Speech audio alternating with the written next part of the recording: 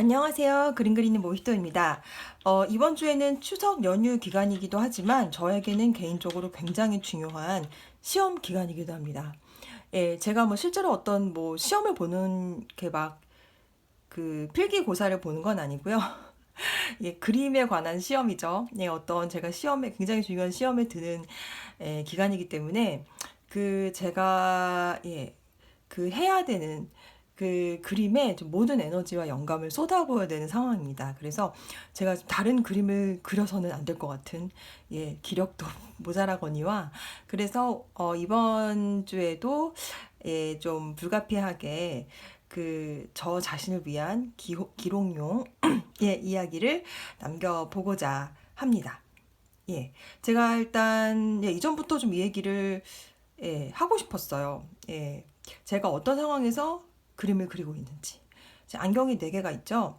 제가 2020년 여름부터 그림을 다시 그리기 시작했다고 말씀드렸었던 것 같은데요.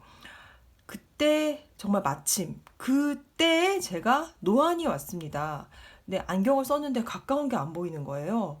예, 안경을 벗어야지만 가까운 게 보이고 또 안경을 벗으면 또 먼 게 안 보여요. 그러니까 굉장히 애매하죠? 이 노안이라는 게 그렇더라고요. 제가 또 굉장히 눈이 안 좋고 게다가 양쪽 눈이 좀 시력이 차이가 많이 나서 뭔가를 볼 때 제가 근데 그럼에도 불구하고 굉장히 색채나 이런 시각적 자극에는 민감한 편이라고 생각을 하거든요.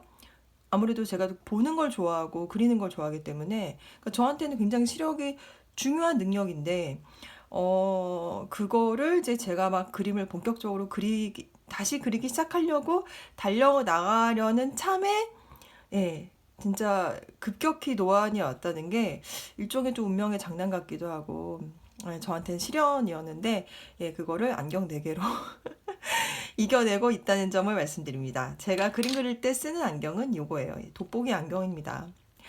참 제가 이제 돋보기 안경을 쓰게 된 나이가 됐네요. 근데 노안이 조금 상대적으로 일찍 온 것 같긴 하더라고요. 제가 안과를 가서 좀 상담을 받아왔는데, 그래서 나름 이런 좀 악조건 하에서 그림을 그려 나가고 있다라는 점을 남겨둡니다. 뭐 그래도 보이는 게 어딥니까, 그쵸?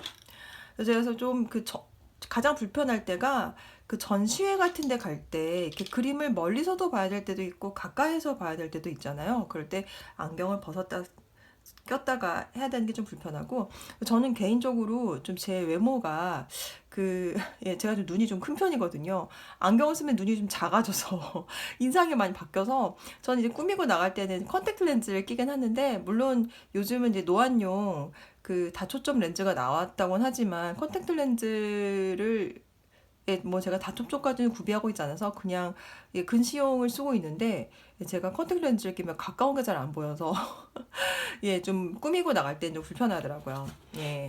그런 기록을 남기고 싶었고요. 그리고 실은 제가 오늘은 이제 그림에 대한 이야기보다는 그 제가 그래서 뭐 이제 지난주하고 그 전에도 어떤 저의 정신 건강에 대한 얘기를 잠깐 했었는데 그런 주제와 관련해서 제가 꼭 공유하고 싶은 저의 생각이 있었어요. 핵심 키워드는 고통입니다. 네. 삶은 고통이라고 하잖아요. 근데 저는 그게 정말 맞는 말인 것 같아요. 그러니까 사실은 그러니까 우리가 막 이렇게 뭐 행복한 삶, 막 화목한 가정 이거에 대한 이미지가 확고히 있잖아요. 여러 가지 매체나 뭐 그런 걸 통해서 보는 뭐 남들 어떤 가정은 굉장히 뭐 한 번도 안 싸우고 막 되게 막 까르르 까르르 웃음이 넘치고 이럴 것 같고 물론 그런 집도 있겠지만 대체로 그러니까 가정 내에서든 아니면 가정 외에서든 사회생활에서든 힘든 장면은 꼭 있는 것 같아요. 그쵸? 그런데 제가 이제 나이가 좀 많이 들다 보니 이제 이런저런 직간접적인 경험을 쌓으면서 제가 깨닫게 된 거는 모두가 다 힘들다는 거예요. 저뿐만이 아니고 다 힘들어요. 그런데 이제 갈등이 생기는 상황이 언제냐면 어, 그거를 좀 망각할 때가 있어요. 마치 나만 힘든 것처럼 느껴질 때, 그럴 때 억울한 감정이 생기죠. 나는 이렇게 힘든데 저 사람들은 괜찮아. 왜 나만 힘들어야 되지? 라는 감정에서 막 슬픔, 분노, 막 기타 등등 좀 네거티브한 감정이 막 솟아오르게 되는 것 같아요. 그러면 내 안에 그런 부정적인 게 꽉 차 있으면 어떻게 될까요? 말이나 행동도 좀 안 좋게 나가겠죠. 근데 거기서 또 이제 그런 상황에서 한쪽이 이제 그렇게 네거티브해지면은 나머지 한 사람한테 이 사람이 이렇게 자기도 모르게 그런 게 발산이 될 수 있잖아요. 그러면 이게 안 좋은 연쇄작용을 좀 일으키는 면이 있는 것 같아요.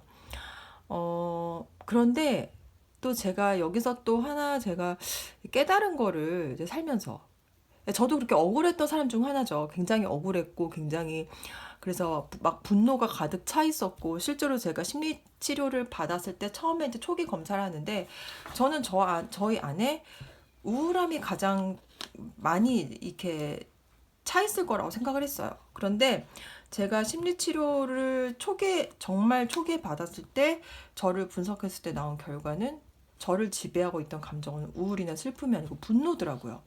예, 저는 굉장히 화가 나 있었습니다. 예, 지금도록 돌이켜봐 생각하면은 왜 그랬을까? 물론 이유는 알지만 지금 그렇게까지 화가 나 있진 않거든요. 좀 생각이 모자랄 뿐이죠. 예, 그래서 저는 그 감정을 너무 잘 알아요. 그러니까 나만 힘들 것 같고, 나만 불행한 것 같고, 막 이런 생각. 그런데 제가 이제 아까 깨달은 게 있다고 말씀드렸는데, 예를 들어서 이런 거예요. 어, 제가 굉장히 억울했던 상황이 있는데 구체적으로 말씀드릴 수 없고 이제 비유를 해서 말씀드리자면 저는 예를 들어서 팔이 잘려 나갔어요. 팔이 잘려 나가서 앞으로 내가 이제 이 팔도 없어 어떻게 살아야 되지? 이러고 아파 죽겠고 피는 막 철철 흐르고 막 죽겠어서 막 이제 침대에 누워 있는데 일어날 기운도 없어서 어떤 사람이 와서 저한테 막 울면서 달려와요. 나 손가락 바늘에 찔렸어. 아파 죽겠어. 막 이러면서 어떻게 해야 되지? 막 이런 상황이 있었어요. 나는 팔이 잘렸는데 손가락 하나 찔렸다고 막 난리를 치는 상대방을 보면서 저는 어땠겠습니까? 굉장히 화가 났겠죠? 너 지금 내가 피 철철 흘리고 있는 거 보여 안 보여? 막 이러면서 막 들이받았죠. 들이받아서 사과를 받아냈어요. 그 당시에. 그랬는데 제가 사과를 받긴 했는데 남는 감정은 뭐였냐면 찝찝함이었어요. 그리고 그 사람과의 관계는 영영 어색해졌죠. 그 이후로. 물론 그 사람이 저한테 그 이후로 굉장히 조심조심하면서 이렇게 말도 가려가면서 이렇게 거리를 두더라고요. 근데 그 사람이 저에게 거리를 두면서 생긴 건 고립된 저 자신이었죠. 예, 안 좋더라고요. 그리고 어떻게 보면은 저는 팔이 잘렸다고 생각을 했는데 알고 보니 팔은 멀쩡히 붙어 있었고 약간 심하게 찰과상을 입었던 거였을 수도 있는 거예요. 그러니까 어떤 말씀이냐면 제가 깨달은 건요. 근데 저는 이제 그 손가락을 바늘에 찔린 분의 심정도 너무 이해가 돼요. 사실은 정말 상대방이 그러니까 팔이 잘린 상대방보다 실은 바늘에 찔린 내 손가락이 더 아픈 거거든요. 그게 타인의 고통이라는 것 같아요. 그러니까 아무리 소소해도 내가 아픈 건 진짜 아픈 거예요. 근데 상대방이 아픈 건 안 됐다. 하지만 그 사람이 아픔은 저는 절대로 느낄 수 없는 거죠. 그래서 내 신경이 가장 집중되는 거는 내 고통인 거예요. 그런데 그렇게 생각하는 게 나쁜 게 아닌 거예요. 당연한 거예요. 그거를 제가 나이가 들고 깨달았어요. 물론 깨달았다고 해서 제가 이 깨달음을 저의 행동에 적용하고 있진 못해요. 예. 제가 아직 좀 수련이 모자라서. 그래서 가만히 생각해 보면은 그런 감정에서, 그러니까 사실은 상대방의 그 찔린 손가락도 굉장히 아플 수 있겠구나 하고 아프겠구나 하고 이해하려고 노력하는 마음이 필요한 것 같아요. 그래야지만 그 상대방과 나의 관계가 좋아지고 그 하나하나의 관계가 좋아짐으로 인해서 그 관계의 집합인 사회의 분위기도 좋아지는 건데 말이죠. 그런데 네. 사실 요즘 또 너무 삶이 팍팍하기 때문에 많은 사람들이 자신의 고통에 허덕이다 보니 남의 고통이 그 사람들 입장에선 더 클 수 있다는 어떤 뭐랄까요? 그 역지사지에 대해서 좀 생각할 여유가 없어지는 것 같아요. 근데 그것도 저는 이해가 돼요. 예. 말씀드렸잖아요. 저도 저희 신랑한테 성질냈다가 싹싹 빌었다고 지난 영상에서. 저희 신랑도 힘들 수 있는데 그 순간은 저의 분노에 제가 눈이 멀었던 거죠. 정신이 나갔던 거죠. 그런데 그럴 때 이제 뭐 그 순간에는 참지 못하더라도 좀 시간이 지나고서라도 약간 이제 시간이 지나면 과거의 나와 현재의 나 사이에 거리가 생기잖아요. 그러면 제가 요즘 되게 자주 쓰는 말인데 자기 객관화가 가능해지죠. 그러면 자기 객관화를 통해서 아 뭐랄까요? 이제 내가 그 순간 내 감정에 눈이 멀어서 상대방의 마음을 살피지 못했구나라고 이제 반성하는 순간이 오는 것 같아요. 예, 뭐 반성을 했다고 해서 저는 저 스스로에게 면죄부를 주고 싶진 않아요. 저는 항상 매일 밤마다 막 회개하고 자거든요. 참고로 저는 종교는 없습니다. 예, 저 성경도 뭐 읽었고 뭐 불경도 필요할 때마다 읽고 저는 그냥 종교가 딱 그렇다고 저는 무신론자는 아니고요. 그냥 네, 좋은 말씀들은 다 제가 받아들이고 실천하려고 노력하고 있어요. 그래야지 제가 과거에 지은 제가 철 모르고 지었던 수많은 죄들을 예, 갚아나갈 수 있지 않겠습니까? 예, 저는 최소한 죽을 때만큼은 그래도 많이 내가 물타기를 했다. 내가 모르고 저지른 죄에 대해서 예, 최대한 많이 희석하고 어, 가는구나라고 좀 안심하고 세상을 떠나고 싶거든요. 네. 예, 최대한 전 이미 후회할 짓을 너무 많이 했는데 그 후회의 농도를 최대한 낮추는 것이 저의 삶의 목표입니다. 그래서 그 이야기를 드리고 싶었어요. 그러니까 여러분 다 힘듭니다. 제가 막 되게 저의 서사를 약간 좀 드라마틱하게 과장해서 또 이제 영상을 올렸더니 조회수가 1000이 넘어가더라고요. 비전공에 독하게 집에서 반대를 했고, 물론 다 팩트긴 하죠. 다 사실이긴 한데, 그거를 너무 이렇게 뭐랄까요. 막 동정심을 유발할 정도로 막 또 그렇게 연출한 저 자신을 제가 의도적으로 연출한 건 아니지만, 결과적으로 그런 식으로 또 주목을 받게 된 게, 다소, 좀, 이게 옳았을까라는 의문이 좀 들어서 네 남겨보았습니다. 예, 저보다 더 힘드신 분들도 많은데 예 그렇죠? 그냥 삶의 비교급은 필요 없는 것 같아요. 일단 저는 제가 할 수 있는 건 제 삶에 대해서 행복하다, 불행하다, 조건이 좋다, 나쁘다 이런 걸 따질 시간에 그냥 현재에 충실하고 열심히 살아가는 게 중요하지 않을까 그런 생각을 해봤습니다. 좀 횡설수설 해봤네요. 그래서 제가 이제 이야기를만 하면 재미가 없어서 이거 좀 옛날 드로잉북이긴 한데요. 이것도 한 2년 전의 드로잉북인데 제가 어떤 식으로 그렸는지 좀 소개를 할게요. 보는 즐거움이 있어야 되지 않겠습니까? 네, 제 드로잉북 이게 2년 전인 것 같아요. 2년 전, 3년. 하여튼 굉장히 초기에 그린 건데요. 2021년에 그렸던 드로잉북이네요. 이거는 동네 이제 풍경을 그린 거고, 이건 제가 마시던 아메리카노를 마카로 그린 겁니다. 제가 그냥 집에 굴러다니던 외국 잡지에 있는 그런 화보 같은 거를 아마 타임즈였던 것 같은데, 이렇게 보고 그냥 양쪽 대책 없이 그렸던 것 같아요. 이런 네. 대중 없이 제가 평소에 안 그릴 것 같은 것들을 이렇게 그림을 그렸고요. 네, 마카로. 네, 이런 식으로 그냥 작아서 좋더라고요. 이렇게 막 의미 없이 색칠을 해본다든지. 제가 그때 한참 양이 나오는 더미를 그리고 싶어서 양 연습을 좀 많이 했었고.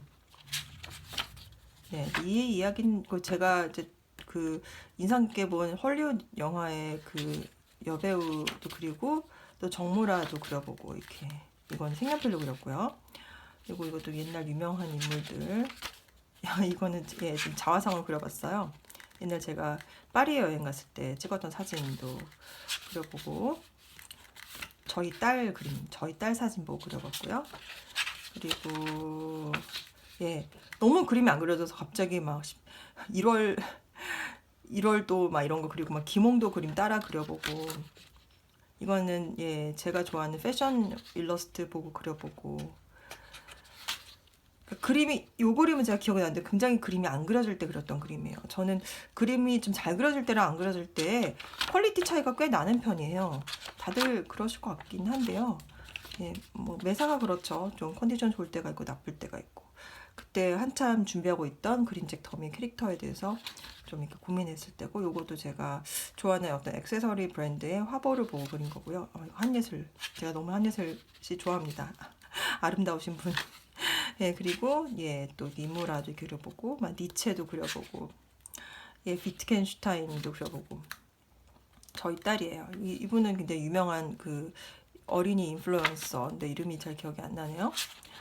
그리고 요게 이제 제가 지금 준비하고 있는 그림책에 이제 씨앗이 된 그림이에요. 제가 굉장히 지쳐 있었을 때 그 동네에 예, 양재천이 있거든요. 거기를 이제 예, 산책을 나갔다가 찍어온 사진을 보고 그렸는데, 아, 풍경화가 이렇게 나를 힐링시켜 주는구나 라는 걸 알게 되었어요.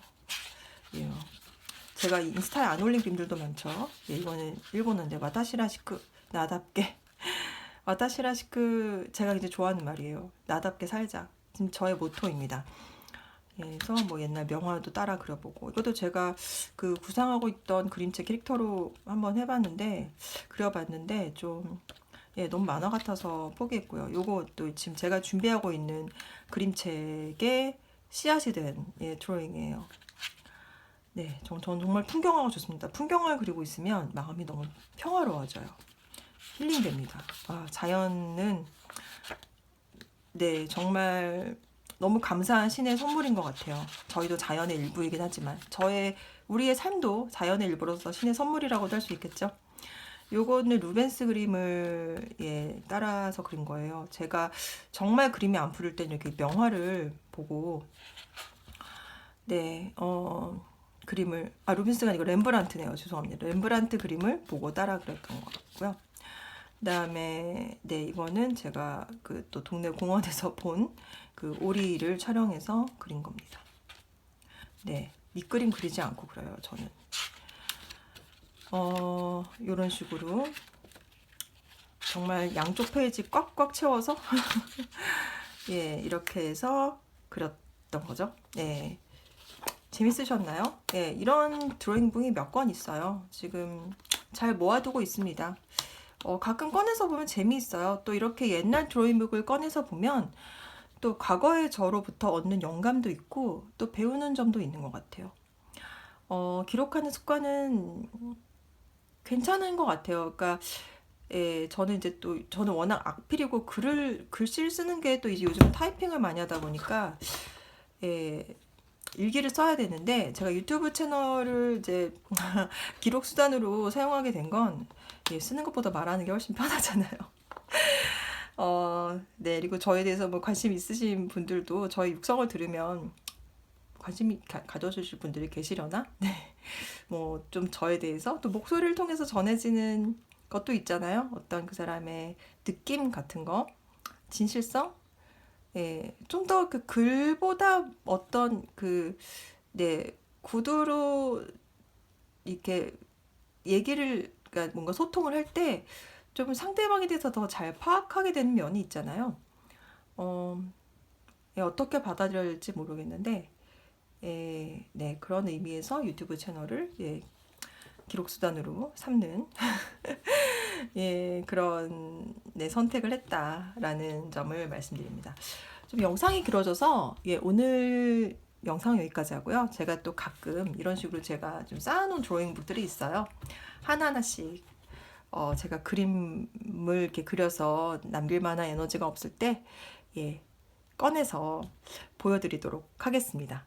예, 그럼 오늘 영상 여기까지고요. 예, 신청해 주셔서 감사하고 여러분 추석 연휴 또 오늘 하루 행복하게 보내시기 바랍니다. 감사합니다.